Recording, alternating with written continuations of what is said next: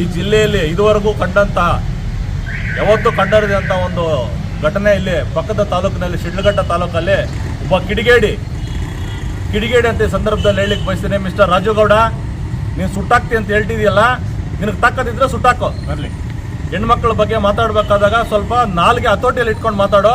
ಸುಟ್ಟಾಕ್ಲಿಕ್ಕೆ ನಿಮ್ಮ ಮನೆ ಆಳಲ್ಲ, ಕೆಲಸದವರಲ್ಲ, ಸರ್ಕಾರಿ ನೌಕರರು. ನೆನ್ಪಿಟ್ಕೋ, ನಮಗೂ ಸಹ ಎಲ್ಲ ರೀತಿ ಇದೆ.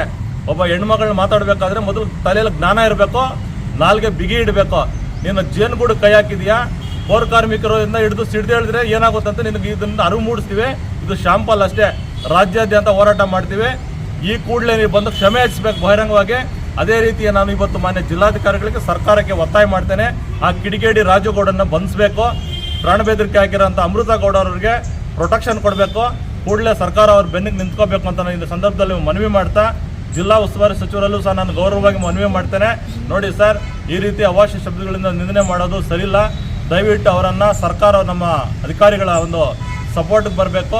ಅದೇ ರೀತಿಯಾಗಿ ಒಬ್ಬ ಹೆಲ್ತ್ ಇನ್ಸ್ಪೆಕ್ಟರ್ನ, ಒಬ್ಬ ದಲಿತ ಹೆಲ್ತ್ ಇನ್ಸ್ಪೆಕ್ಟರ್ನ ಅವಾಚ್ಯ ಶಬ್ದಗಳಿಂದ ನಿಂದನೆ ಮಾಡಿ ಸೂಳೆ ಮಗ ಅಂತೆಲ್ಲ ಮಾತಾಡಿರುವಂಥ ರಾಜುಗೌಡನ್ನ ಕೂಡಲೇ ಅವ್ರ ಮೇಲೆ ಕ್ರಮ ತಗೋಬೇಕು, FIR ಮಾಡಿಸ್ಬೇಕು, ಗಡೀಪಾರು ಮಾಡಬೇಕಂತ ಈ ಸಂದರ್ಭದಲ್ಲಿ ಆಗ್ರಹಿಸುತ್ತೇವೆ.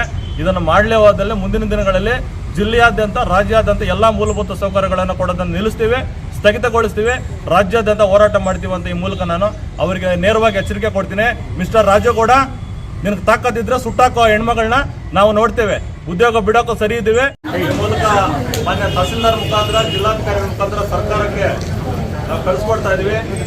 ಏನು ನಿನ್ನೆ ಪಕ್ಕದ ತಾಲೂಕಿನಲ್ಲಾದಂಥ ಆತ್ಮೀಯ ಸಹೋದರಿ ಅಮೃತ ಗೌಡ ಅವರಿಗೆ ಅಲ್ಲಿನ ಒಬ್ಬ ಲಪಂಗ, ನಾಲಾಯಕ, ಒಬ್ಬ ಕಿಡಿಗೇಡಿ ಏನು ರಾಜುಗೌಡ ಅಂತ ಹೇಳಿದಾನೋ ಅವನು ನೇರವಾಗಿ ನಿನ್ನನ್ನು ಸುಟ್ಟಾಕ್ತೇನೆ, ಕೊಲೆ ಬೆದರಿಕೆ ಹಾಕಿ ಕರ್ತವ್ಯಕ್ಕೆ ಅಡ್ಡಿಪಡಿಸಿದ್ದಾನೆ. ಅವ್ರಿಗೆ ಹೇಳ್ತಾ ಇದೀವಿ, ಇದು ನಿಮ್ಮ ಆಳುಗಳೆಲ್ಲ ಯಾರು ಇಲ್ಲಿ.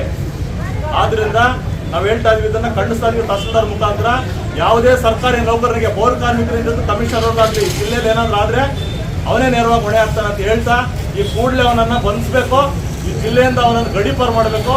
ಜೊತೆಗೆ ಯಾವುದೇ ರೀತಿ ನೌಕರರ ಮೇಲೆ ಏನೋ ಈ ಥರ ಘಟನೆಗಳು ಆಗ್ದಂಗೆ ನೋಡಬೇಕು ಅಂತ ನಾನು ಮಾನ್ಯ ತಹಸೀಲ್ದಾರ್ ಮನವಿ ಮಾಡ್ತಾ, ಇದೇ ರೀತಿ ಏನಾದರೂ ಮುಂದುವರೆದ್ರೆ ಜಿಲ್ಲೆಯಾದ್ಯಂತ ಎಲ್ಲ ಮೂಲಭೂತ ಸೌಕರ್ಯಗಳನ್ನು ನಿಲ್ಲಿಸ್ತೇವೆ ಅಂತ ಹೇಳ್ತಾ, ಇದೇ ರೀತಿ ಸರ್ಕಾರಕ್ಕೂ ನಾನು ಮನವಿ ಮಾಡ್ತಾ ಇದ್ದೇನೆ. ಕೂಡಲೇ ಮಹಿಳಾ ಆಯೋಗ ಆ ಹೆಣ್ಮಕ್ಳ ರಕ್ಷಣೆಗೆ ಬರಬೇಕು, ಸುಮೋಟೋ ಕೇಸ್ ರಿಜಿಸ್ಟರ್ ಮಾಡಬೇಕು. ಒಬ್ಬ ದಲಿತ ಹೆಲ್ತ್ ಇನ್ಸ್ಪೆಕ್ಟರ್ನ ಅವಾಚ್ಯ ಶಬ್ದ ನಿಂದನೆ ಮಾಡಿರೋದಕ್ಕೆ ಅವ್ರ ಮೇಲೂ ಸಹ ಒಂದು ಅಟ್ರಾಸಿಟಿ ಕೇಸ್ ರಿಜಿಸ್ಟರ್ ಮಾಡಬೇಕಂತ ನಾನು ಮನವಿ ಮಾಡ್ತಾ ಮೊನ್ನೆ ತಹಸೀಲ್ದಾರ್ ಅವರಿಗೆ ಇದ್ರ ಮುಖಾಂತರ ಕಳಿಸ್ಕೊಡ್ತೇನೆ.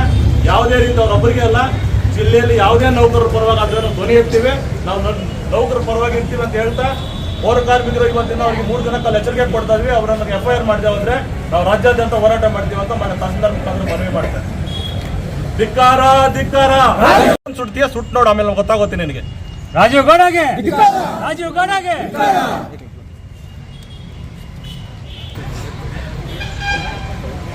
ऊपर धूप पड़ रही है